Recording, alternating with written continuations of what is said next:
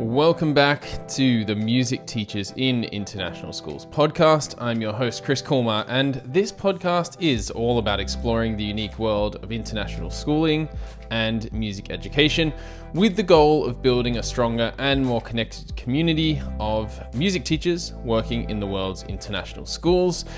Now, my background lies in this space. I spent a number of years working in Argentina and Malaysia, and I'm now currently and getting close to finishing a PhD looking at this space. So I've spent a lot of time in the research and speaking to teachers around the world, and it's a place and a space that I find really fascinating and an exciting space for music education. This episode features 3 short interviews with 3 incredible music educators from the European region. The conversations were recorded at the AMI Music Educators Conference in Zagreb, a space that largely focuses on American-style international schools. And my first guest is Melvyn Sawyer, who draws on a fascinating cultural heritage in his role at the international school Dusseldorf in Germany. The second interview is with Lindsay Stirrat from St. Gilgan International School, Austria, who discusses the importance of global citizenship in music education and details her team's highly popular new industry arts program. It's really cool. Lindsay ties these ideas into a discussion on the relevance of her school context of Salzburg as well, where Mozart often stands as an important gatekeeper to music education. It's a fascinating one, that one. The final interview in this episode is with Tracy's sons from the International School of Zurich. And Tracy has been in Switzerland for 24 years and leads us through her journey towards understanding the power of general music for inclusivity as a band and orchestra teacher, and the way she has deconstructed her approach around competitive band and orchestra programs. It's a really fascinating conversation with someone who's been in international schooling for such a long time and has so much experience that we can all draw from. I really enjoyed all 3 conversations and hope you do too. All right, I'm here at the AMI Music Educators Conference in Zagreb, and we've got Melvyn. How you doing, Melvyn? Hey, Chris. Doing well, thank you. Where are you at, Melvyn? Where are you teaching? Oh, I'm currently teaching at the International School of Dusseldorf in Germany, Northwest Germany. Nice. And how long have you been there? This is my 4th year, just started my 4th year. Came in during the pandemic. Oh, fun. World of its own. And we were just chatting because you just presented, and do you want to tell us quickly what you presented on? Sure, yeah. It was a symphony orchestra, how a school symphony orchestra, how to form one, and more importantly, how to really establish, i.e. sustain one. Yeah. Great, nice. Okay, so I'm going to hit you with 2 main questions, and we'll see where it goes. We don't have to get too stuck on the questions, but if we go down rabbit holes, tangents, totally fine. So the first one is, what is your favorite thing about being an international school music teacher? What? Just experiencing cultures musically and the kids' backgrounds. And I've done it so many times. This is my 9th international school in 7 different countries. Okay, hang on, stop there. So tell us the countries. 7 countries, 9th international school. I didn't know this. Okay, go. It's born and raised in India. Okay. Started off in India, moved to New Zealand. I was in Auckland. Did you just change your accent to a New Zealand accent as you said that? I don't think so. Sorry, you did. That's great. No. Sorry, continue. So, yeah. Where else? So then I moved back to India for a short period where I worked at a university doing some music stuff, and then moved to Azerbaijan. Was there for 3 years teaching music and playing music. Moved to South Korea for a few years. Was teaching just outside Seoul for 4 years, then moved back to India just on a sabbatical, worked with School for Street Children. That was an entirely different ball game and possibly one of the most productive years for me in my entire teaching career. And moved back to another part of Korea, lived in the tiny island of Jeju, where it had a concentration of 4 international schools. I was there for a few years, and then moved to Germany. I've been there now, 3 years, starting my 4th year. Yeah. That's a really cool selection of schools. So you mentioned about the favorite thing question is experiencing culture. Yeah. And was it students' culture, staff culture, I guess? Is there anything more you want to say about that? Well, just understanding the cultures and their perspective, and that eventually leads to an understanding of their interpretation of music, right? Because my mind preset is always like, oh, music has to be this way. Oh, Brahms has to be this way. Oh, it's a Tchaikovsky. It's a post-romantic, so that has to be rendered a certain way. But until you actually begin to understand the culture and any musician's interpretation of that music is, if anybody's honest, has to be guided by their background, their cultural values. And yeah, so that's one thing that I've just been really, really blessed to understand. So touching on that then, you mentioned originally from India and then moved to all these different places. So I'm guessing, and just correct me if I'm wrong, do you infuse any of your cultural heritage, I'm going to say that again, cultural heritage from India and any of the places that you've lived into what you do in the classroom? Yes and no. So Indian music is a different ballgame altogether. Very, very complex, rhythmically, melodically, right? The tonal structures, the chordal patterns, very, very different, worlds apart. I was never good at it. I was never in it, but I did have a lot of experience playing with fusion bands with multiple musicians of different genres. So I talk about it. We watch videos just to understand how music, and when we talk about the 1-4-5 chord sequence, how it necessarily does not exist in the Indian raga, for example, but it's still so formative, the melody. You could still understand conceptually how the melody moves, even though it does not necessarily follow 1-4-5-6. From Azeri culture, which also is heavily influenced by the Soviet mindset as well, but also a massive Persian influence on their culture. So we watch videos primarily of some of those instruments, of oud and so on. But that's as far as we go when we talk about, where I go when talking to students about music, building bridges between Western and Eastern, the two prime divisions as such. Yeah. So interesting. Okay, well, this might lead nicely into the next question, which is, what is one thing you've changed in your approach to music teaching over all of your years as an international school music teacher? Oh, wow. A lot. But if I were to have to nail down onto one thing, I think it's just my approach to music teaching itself is the one big thing that I've changed. Because again, I talk about presets, on any MIDI keyboard, you have all these presets. I'm like, no, I programmed this, and any human being would have these presets because they are preconditioned by society, by your teachers. I've had teachers in the US because I studied in the States, I studied in the UK. I had all of these teachers who bring those thoughts into me with their backgrounds, with their understanding. My organ and theory teacher in New Zealand had a massive influence based on some of the Maori and indigenous cultures as well. So I had all those preconceptions, those presets. But every time I move, and this is my 21st year of teaching, I've realized, oh my gosh, I've changed so much. If I were to watch some of my previous videos of just my classroom video of some of the things that I teach, I was like, just the way I speak to the kids, because of my pre-notions of what I already expect from the students, and that's changed so much. I've learned to become a bit more open-minded in my approach to what I expect the kids to understand. And it's okay if they don't appreciate Bach. I love Bach, but it's okay if they don't appreciate it. Talking about Drake, why does Drake do certain things well, and why does it connect with millions of people? It may not connect with me. So I've learned to become more open-minded. So just my teaching style, in that sense, and opinions have changed.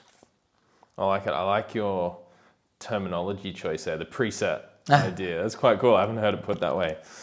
Melvyn, I reckon we could probably chat for an hour on some of those things, but thanks so much for the time. And if anyone wants to get in touch with you, are you around on social media or anywhere for? Not much of a social media guy, but yeah, I do have a YouTube channel where I tend to post one or two things. It's Melvyn Sawyer, but mostly it's just emails. I do lead a very busy life, and I don't go so much into the social media stuff because I live in the present, just doing things, which is sometimes not the best thing to connect to the world, but people can definitely reach out through email. Cool. Well, thanks again for the time. Not at all. Next up, I have Lindsay Stirrat with me. Lindsay, thanks for joining me. You're welcome. Thank you. Where are you based at the moment? At the moment, I am in Salzburg, Austria, at a small bespoke international school called St. Gilgan International School. We are in the home of Mozart and classical music.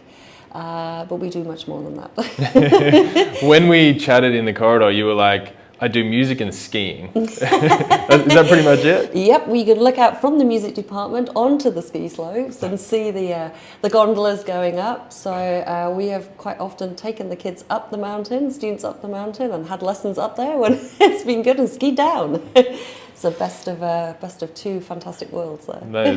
That is awesome. All right, we're going to hit these two questions. So the first one I'd love to ask is, what is your favorite thing, apart from skiing? What's your favorite thing about being an international school music teacher? For me, diversity is everything, right? You know, I've worked in 6 international schools now, and I love working with diverse cultures, societies, functions. I am like a sponge when it comes to immersing myself in the cultures of the schools and the countries and even continents I've worked in.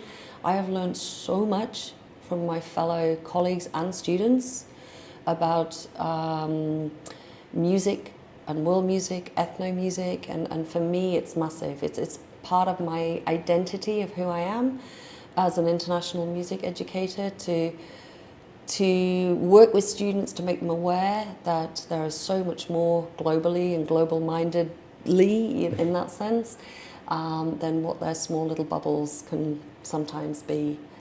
So for me, being an international music teacher, we should embrace that international mindedness, and no matter where we are in the world, you know, that should be a big part of our culture and program, and not just be Western orientated that so many educators can be and are. So the international teaching circuit is about diversity, and it's about inclusivity, and my goodness, we need it in today's world, right? So, you know, to educate our young people, our young learners on diversity and equality is there, and it's good, and we should celebrate it. Can I dig into 2 things there, Sure. if it's okay? 6 international schools. Yeah. I'd love to know, because you referenced how much that's influenced you as an educator now. I'd love to know where those 6 schools were. And also, if it's okay, can you tell us about your cultural heritage? Like, where did you start and where have you gone?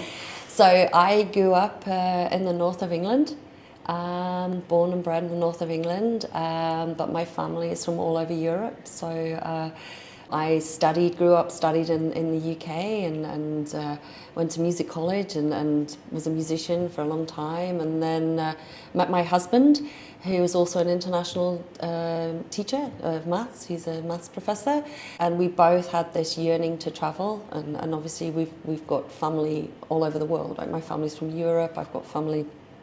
He grew up in Nigeria, so we've always, you know, known that's there for us. We went to Oman, the Sultanate of Oman, together, where I found out that the quirks of working in a local school in Oman was very interesting. You know, music in some places is haram, it's forbidden. I was like, how do you navigate this, and how do you celebrate and immerse yourself in that culture where there was a massive learning curve for me there. From there, we were back in Europe. I've worked in Austria before. I've worked in Switzerland. We were in Nigeria. And then we ended up in the Middle East, back in the Middle East in Dubai for, I can't remember, 4 years there. So that was a big international kind of playground in that sense. When we first got there, Dubai was a bit of a cultural desert, but now it's like exploded with the arts and culture scene. So learned a lot from artists there and people I worked with there, educators and musicians and creatives, right? And then we got the opportunity to go to Southeast Asia and work in Singapore at United World College, and that's where I really, really honed my craft in a big international school, which promotes and advocates for peace, sustainable futures, for culture, resilience and cooperation and that global-minded journey. And it was brilliant because I worked with 73 different nationalities, and every one of them had something to give in regards to culture, arts and music, and it was just brilliant. My colleagues were experts in the music of Africa, the music of Indonesia, the music of Asia, the music of North Asia, South Asia. It is phenomenal. And I just thought, well, if I don't jump on this now and if I don't learn, I'm never going to. So it just became this really eye-opening journey about how music can be used as a function in society, how it can be used, how it's used culturally to promote peace and well-being, and how it sustains people, and how it's such a I think, I don't know, my whole perspective on music has shifted from coming from such a Western upbringing to just something that's so eye-opening. I mean, we talked earlier about this idea of this oral awareness and this language and this action and this communication tool and this function that music has and the arts have in society. And that just became a part of my daily life, particularly in Singapore. And I began to build the programs with my teams based on those philosophies and those methodologies. And now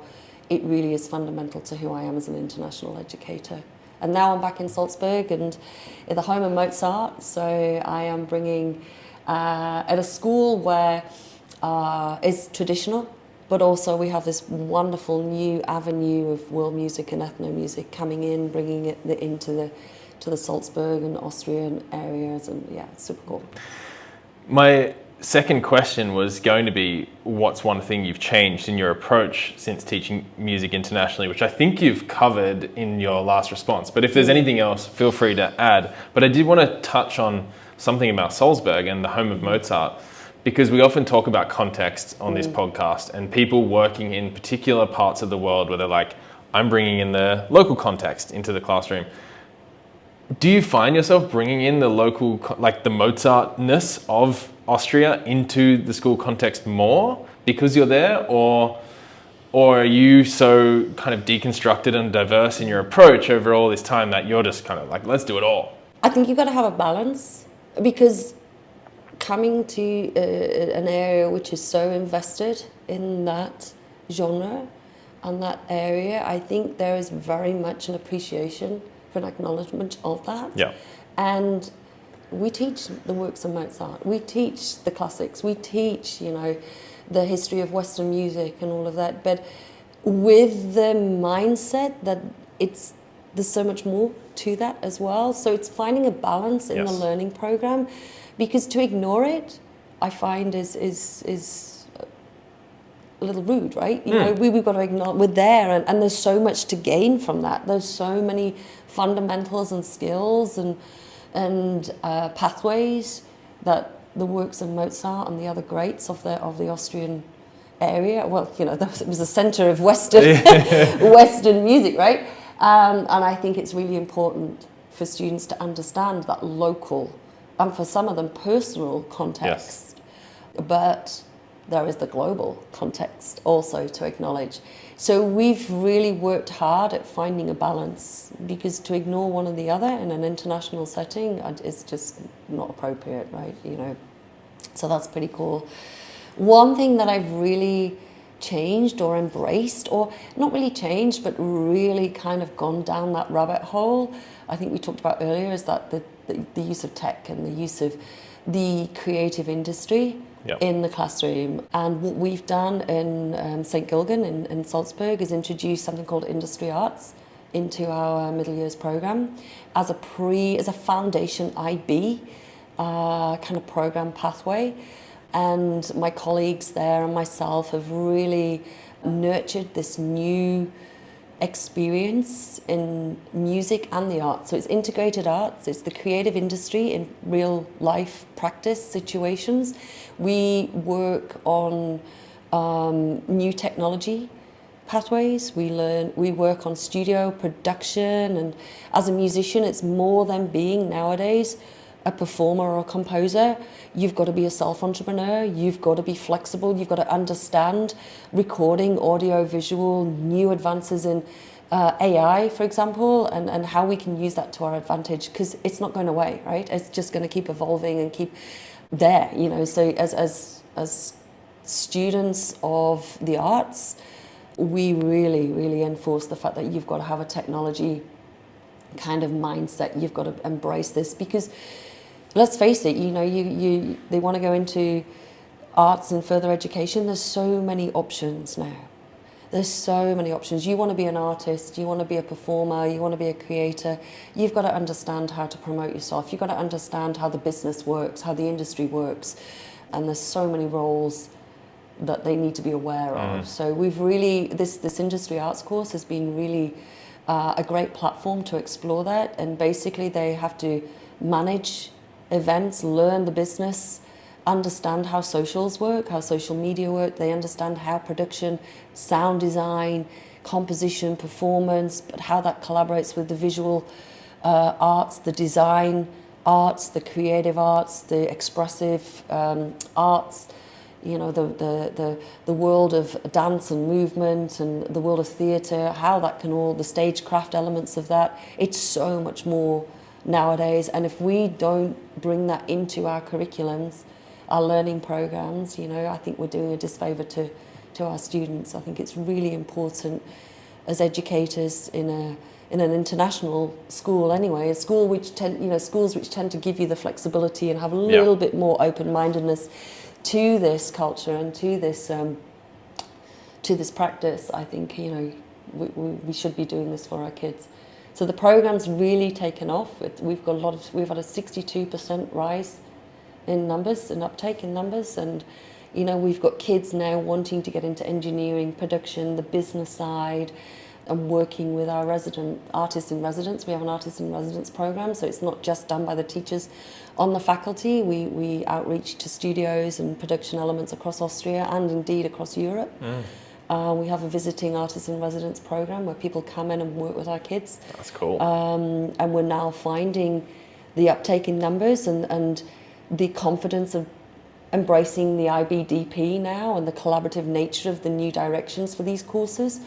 And they're going in with confidence and the skills, the soft skills to communicate and to collaborate, and having that flexibility of knowledge and understanding that it's not just about being single pathway now. Yeah. So that's one thing that's really I've changed and kind of really embraced in the last few years of my own craft and teaching. Yeah. Super exciting. Really, really cool, and such a great result too with the increased uptake. Thank you. Yeah.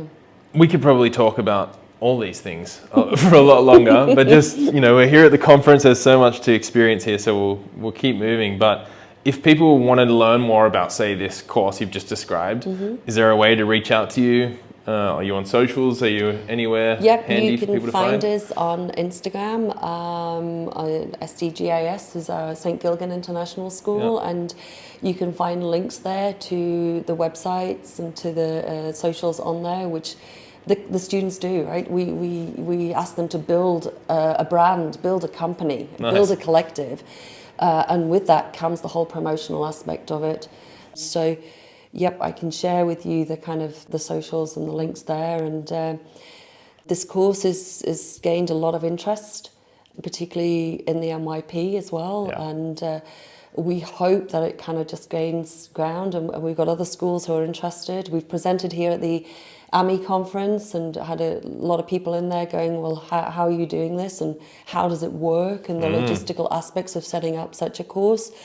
And then we've got our first big event in 2 weeks, when we get back, when we start the next half term. It's got a gaming industry focus, this collective. So they've taken the theme of what's on the screen, putting it into real life. And they've written this whole kind of event based around that, because the gaming industry is massive. It's, you know, and then if, as a musician particularly, you know, you want to get into that, right? I was hearing about like South by Southwest the other day, that big thing coming out of the US, which has just had their first international event in Sydney, and it was literally just music and gaming. Millions of dollars, millions of different options for people, and it looked incredible. So I think you're onto something. Yeah, absolutely. So we asked the students to promote that. We asked the kids to kind of, how are you going to represent that in the real world? Who do you need to talk to? What does it look like on social media? How are you going to bring that to the community? You know, you've got to have these skills in place now as an artist and as a creative. So yeah, it's good. It's happening. It's busy. Lindsay, thanks so much for your time and for sharing everything. And looking forward to keeping in touch. Absolutely. Yeah. Welcome to Austria anytime. Come and play. Let's do it. I'll come ski. Yeah. So we are here at the Army Music Educators Conference in Zagreb, and next I have Tracy Sons. Thanks for joining me, Tracy. It's a pleasure. Tell us about where you are. Where are you working at the moment, and what's your job title? Okay, well, I'm at the Zurich International School, and I've been there since 2004. I've been in Switzerland since 2000, so my whole international career has been in Switzerland. I currently am directing upper school bands and middle school and upper school strings, as well as jazz bands, musical directing, all that kind of stuff. I have done a lot of composition at the school in the past. I built the composition program basically from scratch about 15 years ago, which now it's pretty big. And I've taught guitar and IB and AP and just kind of whatever they throw my way. But right now I'm purely instrumental music for the first time in my entire career after 33 years. Huh. I did not expect that. So just to recap, 2004, started in Switzerland, or current school? Zurich. In Zurich. And then, sorry for my poor listening skills here, how many years in Switzerland? Since 2000. Since 2000, so 20 plus. Epic, really cool. Yeah. What's keeping you in Switzerland? Well, you know, I was one of those teachers, like many of us, that have I was going to be abroad for a year kind of story, and I started at the Lausanne American School, which is a mountain ski resort boarding school, and that was going to be my 1 year experience after a couple of really cool trips to Europe. And you know, I just really fell in love with it right away, and then I soon fell in love with my husband that I met in Lausanne, and then that kept me in Switzerland a little bit longer. And I really felt like once I found Europe, I had no real intention of moving back to America. After a little bit of time, I had a real feeling for it. Switzerland it's as idyllic in many ways as people imagine. It is the postcard dream of location, and the school is a good one, so I'm happy at the school. And it's hard to leave once you're there. It's really easy to get entrenched in a place like that with such good health care and such good environmental care. And even though, you know, the people are sometimes difficult to get to know in the German part, but and I really enjoy the school. There's a couple of things I'd love to follow up on, if it's okay. Sure. One is the composition project, composition curriculum, let's say, however we want to call it. So I've got a couple of questions on that. And the other one is just a reflection on some of the other conversations I've had with international school music educators about the impact of tenure in a school. Because like you said, let's just do 2 years here, have the adventure and go back, or whatever that means. But you've had that extended period of time, and you mentioned you were able to really consolidate and build this composition curriculum. So that's really cool for starters. Again, reinforcing the impact of being somewhere long term. But can you tell us more about this composition thing that you got going? What's it like? Well, I mean, back when I was first starting the upper school in Zurich, which was like 2007, I had a great principal at the time, John McLeod, and he said, you know, we need all this performance stuff, but we really should have something for kids that's not performance based. You know, kids need to be able to make music and blah, blah, blah, blah. And I was like, and I've never been like a general music person. I think coming from a really strong ensemble tradition in Texas and Colorado, I was all about ensemble music in high school. I was like, oh God, what? But in Lausanne, I learned to teach some general music and enjoyed it there. And then so when he offered me that opportunity, I was like, okay. And it started, I mean, this is way technology was not booming at the point yet. It was very early stages of things like GarageBand and stuff like that. So it started off with really traditional kind of styles of music making, and it was a music makers course is what I called it, music makers. And it evolved gradually as technology got better over time, and I improved my skills in things like GarageBand and some of the basics of the time. And that curriculum continued to develop and grow. And then I added a guitar element to it, and it just became kind of a general curriculum where kids could explore. And we'd study harmony with guitar, and we'd study, we'd use GarageBand not just for making beats, but also to explain how the forms and functions of music work. And it just, I've never really been a very techie person, so I always found it funny that I ended up in this like really technological world of music making. I think my own skills are kind of on the middle, even though some people say they're very good, but I think they're pretty middle. But it turned out to be a super popular course. And so then we eventually added a second year of that course. And then the third and fourth year of that course leans toward a more independent study and project-based thing, where by senior year kids are developing their own project in composition and performance. And now I have a wonderful colleague who is an actual composition major and has his doctorate in composition. He has now taken over those courses, which is fantastic. And but I really had a big sense of pride in developing them and developing the trajectory of non-performance-based music study in our school. So it was really cool. Fantastic. It's kind of wordy, sorry. No, it's great. It's really important to hear these stories. Like, I think this is where the gold is, because it's like, I got this opportunity, I got to do this thing, and it's worked. And now I've been able to hand it over, and it's still going. And I think people are really afraid of general music at the secondary level. I think, and if you are lucky enough to have a lot of flexibility, if you're not trapped into an MYP model, or can use pieces of a model like that, and then go into the DP, because we do have IB music. Great, but it's also great to have those music offerings for kids that are not in the IB, or kids that don't play in a band or orchestra instrument. Absolutely. All right, I've got two big questions for you. First one is, what is your favorite thing about being an international school music teacher? For me, actually, compared to, and I have obviously still a lot of friends who are teachers in America, and I just have so much freedom. Like, again, I just like the fact that I could develop a whole curriculum that I can, and that people just trust me to do that. It's like I have freedom in choice of repertoire. I have freedom in developing the styles of music I want to nurture in the school. I have, I don't feel completely bogged down by the minutia of intensive levels of paperwork. I have the normal paperwork all of us have, and it's not like I don't have any. I have plenty, but I just feel like freedom is really a big part of why I enjoy the education lifestyle here. My job does let me do some traveling, which is kind of cool. I get to do a few things like that. I get to work in some organizations like that. But I also just I like being in Europe. And I think my husband and I for a while were like, oh, wouldn't it be cool to do an Asia thing and make some money and do that. And our life just kind of didn't lead us that way after we had our kid. And so we're just kind of set and planted in Zurich. My husband's German, so for him it's not much of an adventure. He doesn't feel like he got to do his adventure as much as I did sometimes. But for me, it's just... I like the lifestyle. I like having normal kinds of hours to work. I like having proper vacations and no shopping on Sunday. And I like this. I like those things. I like having a European lifestyle as well.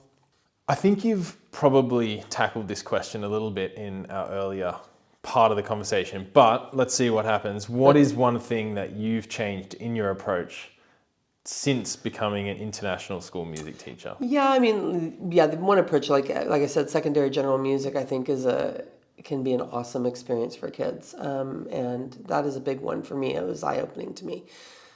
I think the thing I've changed the most as far as being an ensemble teacher and an orchestra teacher, I grew up in a very competitive Texas environment when I was in orchestra, and I was in band as well. I played percussion in band and viola in orchestra. And so I was in this intense, but I loved it. Like I loved challenges and chair trials because I was a good musician. So of course I loved those things. I was like, I could win those things, and I loved winning, and I liked all the competition and all of that. And then when I went to Colorado to go to university, Colorado is not as competitive as Texas, but it has the same kind of mentality as far as how ensemble of that time was run. I mean, I was in university in the 80s, and I graduated high school in 85. So that was, there's a lot of things that have changed in music education, obviously, since I've been abroad. But that said, I think the thing that changed most for me as an ensemble teacher was I don't run a competitive program at all anymore. The only competition I offer kids is these chances to audition for honor ensembles. I don't have chair tryouts. I don't do anything that I would consider competitive. It's all about team building. It's all about the thing I miss, and I still find difficult as a teacher in international schools, is I miss that familial sense of the American band experience, really being a family and really being, because we have so many nationalities, that different levels of how they began. It didn't start like that, for them. And so coming to me at an older age, and they just don't look at it the same way. So I think for me, that's one thing, but I've changed, is I just run a very non-competitive program. It's a very y'all come, and that's the same with the general music. It's like, I will take you where you are. We will all move forward as a band team. I will make a lot of choices about where I think you need to sit and what your role is, but you can also show me things that may change that role. I give you a lot of ownership of the group, but I'm not going to ask you necessarily to compete against each other. Now, of course, even my own son, who has been a big part of my music program now for 3 years, I get to teach him quite a lot, actually, or I get him to be in my class. How much he lets me teach him, I'm not quite sure. But it's interesting because I think, someone like him would love to see more competitive and, I want to be first and I want to, and do all that stuff. But there's plenty of kids that are just, they stay in the band. They just, they sit there and they're my third row clarinets and they're seniors, and they're happy to just sit there and play along and not worry about things like their chair and where their role is, and just kind of, so that, I think for me, that was a huge mental shift. I remember my first band had like 12 kids in it, and I'm like, have 2 trumpets, and I'm doing chair tryouts. Like, I'm fresh off the boat from America. I'm like, that's really no need for that. And it took me a little bit of time to realize that I like I like this non-competitive environment in the band classes, and kids create their own competition by taking lessons and by trying for honor bands and stuff like that. And I think it's cultural context again, isn't it? Like, you're in a different context where the concept of a band, whether it's an American style school or not, is different, because the surroundings of the country you're in doesn't have the same cultural tradition that you had, right? No, and we've got a lot of European kids, and that is not the culture. It's just not. And they don't, if you show a DCI video to a Swiss trumpet player, they're like mind blown. That's like, they just can't wrap their head around the enormity of that kind of thing happening in Switzerland or in Germany. So I like it. I think one of my big goals of recent years has just been, even since COVID, just to remember when I lost very few kids actually from band and orchestra during that time. And I thought it was because we had a pretty good familial environment. And I guess one of my current goals now is to try to keep connecting down to the middle school and down to the lower school a little bit better, more like was done with me when I was in school. So that's my kind of current hope, is that I can, now that our middle school recently combined in the same building with our upper school, I'm trying to find ways to buddy up with kids and high school kids to get to know littler ones better and have different responsibilities like that. So that's how I build stuff more than in a competitive way. That's the biggest change, though, I think, for me. Love it, Tracy. Really cool. Thanks for exploring those 2 big questions and more with me. Yeah. It's been really always and more with me. I'm sorry. No, I asked the questions. Don't worry.